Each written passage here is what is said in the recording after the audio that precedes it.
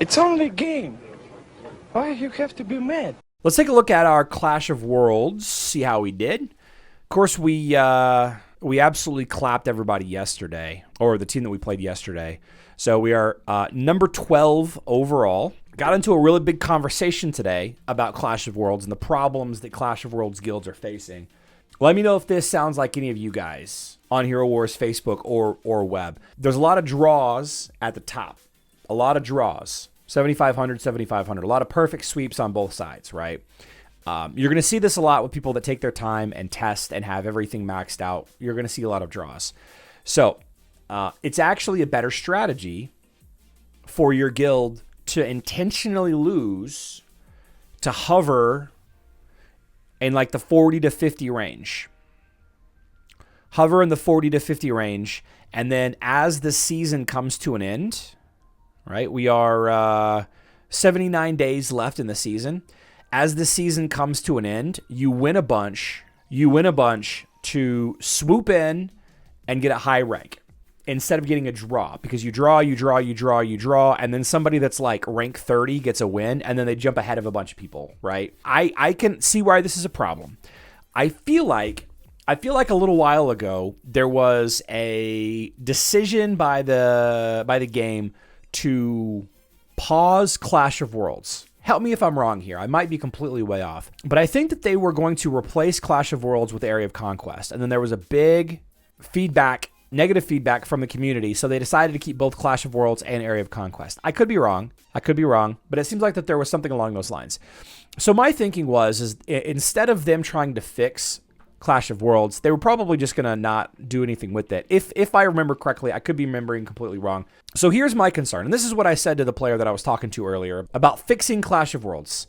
And the problem that these high-end guilds are facing is the vast minority of the player base. It might sound like it's a lot of people complaining about it, but consider, if you were a company, just playing devil's advocate here. If you're a company and let's say 300 players, you have 360,000 paying players per month, spending an average of about $90 a month, 360,000 players, but 300 players are complaining about an activity. 300 players. Why 300 players? The top 10 guilds times 30. 300. Let's make it the top 100 guilds. That's 3,000 players. If there were 3,000 players complaining about something, yet 360,000 players are paying, what do you focus on? Do you focus on something that's going to impact a larger amount of the people if you were a business, or do you focus on the top 0.7%? The people that have already spent, likely to spend more, but they've already spent, right? This kind of falls into that same conversation that I was having earlier about, they should be working on, making the game better for the players. But you can only have so much effort to go around. You only have so many resources to go around. And maybe they need to hire more people to work on different teams. But even if you have the top 500 guilds, not even the top 100 guilds, the top 500 guilds, that's 15,000 players. 15,000 players. If every single player in every single guild in the top 500 guilds complained, you're still talking about barely 2% of the paying player base. 15,000 compared to 360,000. It's not even. Well, that's more than 2%. I'm not going to do the math. I don't do maths on Mondays. Anyway, the ultimate thing is like, if you're AOD recruiting, Neverland the Quest, Robin U recruiting, BRN recruiting, Skilla want to come. Like, look at all these guilds that are trying to recruit players. Nobody can spend like these guilds want them to spend. They spend a lot, right? And they'll continue to spend a lot, and that's okay, right? Recruiting, right? The only guild in the top 10 that aren't actively recruiting: New World Order, Sky Cloud, Superheroes, and Vampires. And they might be recruiting, they're just not advertising it literally in their guild name, right? Blood recruiting, Scylla, want to come join the guild? BRN recruiting, 2 as an also. Robin, you recruiting. You know what you're gaining? Like, all you're gaining out of this, it's just more trophies.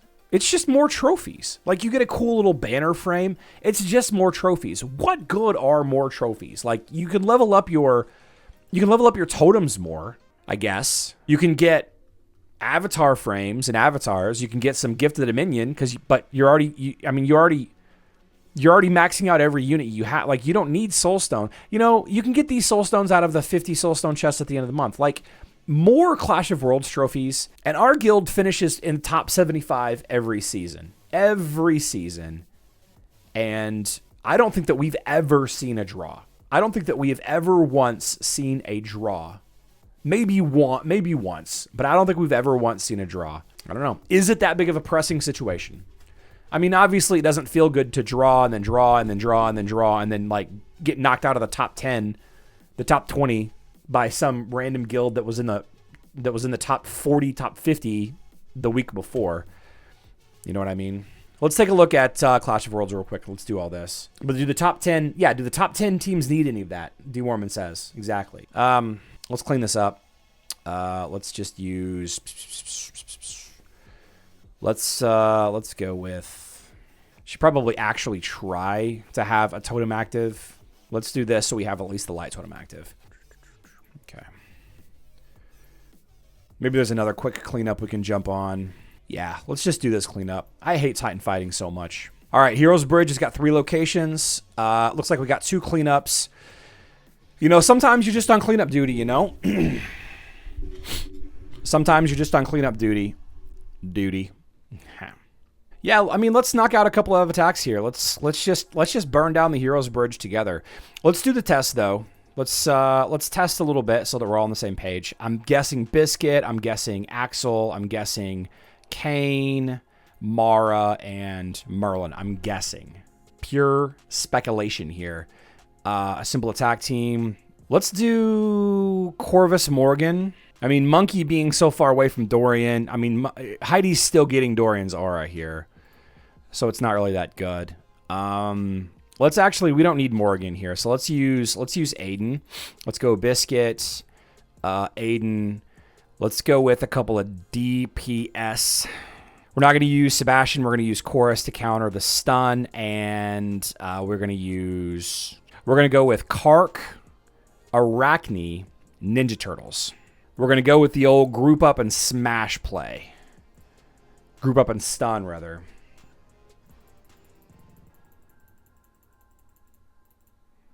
Okay, so Corvus, Kark, Turtles, Arachne, Aiden. Turtles, Kark, Chorus, Arachne, Chorus, Aiden, Arachne, Pets, Chorus, War Flag, sure. So Biscuits, and then Fenris, Oliver, Mara, Chorus, go. Charlie Smash. I meant stun, actually.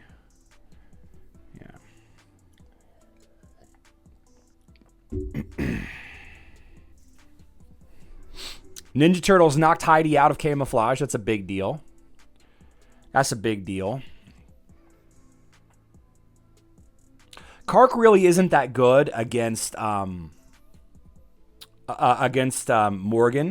because she spawns a bunch of little babies that Kark could hit. Not likely, but it is possible. You know, as you get kind of close to the end, we got some big stuns going out right here.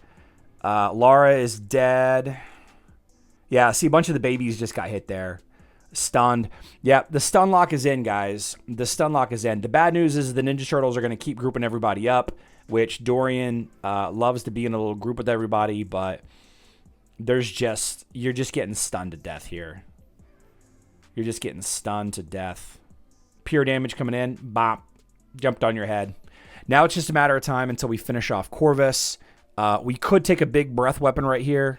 Corvus doesn't have his altar up, so the damage output is... we just blocked it. We just outright blocked it there. Can we finish off Corvus? Yes, we can. Can we? We got 40 seconds. Okay, we did it. We did it. I say we just burn down the hero bridge, guys. Let's just burn down the hero bridge. Okay, so Rufus, Dante. I bet you this Dante is charged. We're going to go IDH. We're going to use Morrigan and let's go with a revive tank here.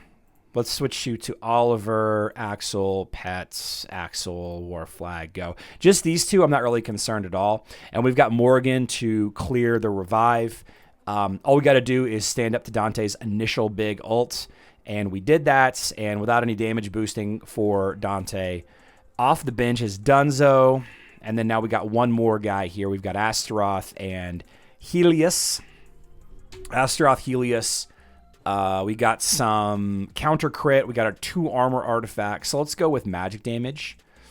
Let's go with magic damage here. As a matter of fact, we're going to go with an old school team. Coming to you from server 53. Coming to you from server 53. We actually... No, this is fine. Just to clean up. Bunch of magic damage coming through. Hopefully we don't time out. Got a lot of pure damage from Leon, from Waifu there. There we go. Captured the Hero's Bridge. Hero's Bridge has fallen. And just like that, man, day 1, Clash of Worlds, all attacks. I did 4 cleanups. 4 cleanups. And 1 solid attack. But that's it, guys. That's it.